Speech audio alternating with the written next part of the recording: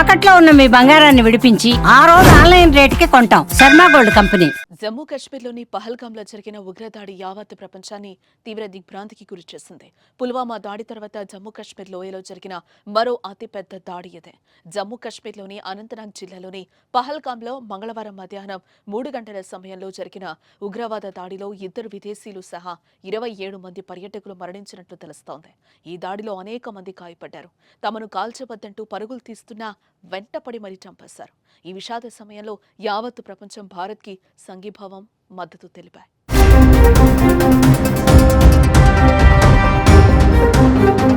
జమ్మూ కాశ్మీర్ దాడి ఘటనపై అమెరికా అధ్యక్షుడు డొనాల్డ్ ట్రంప్ స్పందించారు.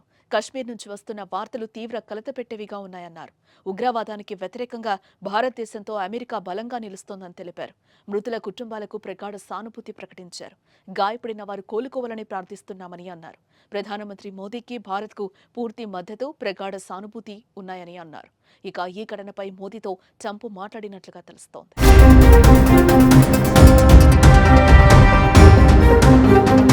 ఇక మరోపక్క జమ్మూ కాశ్మీర్ దాడి ఘటనపై రష్యా అధ్యక్షుడు పుతిన్ స్పందించారు. ఉగ్రవాద దాడిని ఖండించిన ఆయన భారత్కు అండగా నిలుస్తామని అన్నారు. ఈ ఘటనకు కారణమైన వారికి శిక్ష పడాల్సిందేనంటూ ఆగ్రహం వ్యక్తం చేశారు. మరోపక్క భారత పర్యటనలో ఉన్న అమెరికా ఉపాధ్యక్షుడు జేడీ వాన్స్ కూడా ఈ దాడిపై తీవ్ర దిగ్భ్రాంతిని వ్యక్తం చేశారు. పహల్గామ్లో జరిగిన వినాశకరమైన ఉగ్రవాద దాడి బాధితులకు సంతాపాన్ని తెలియజేశారు.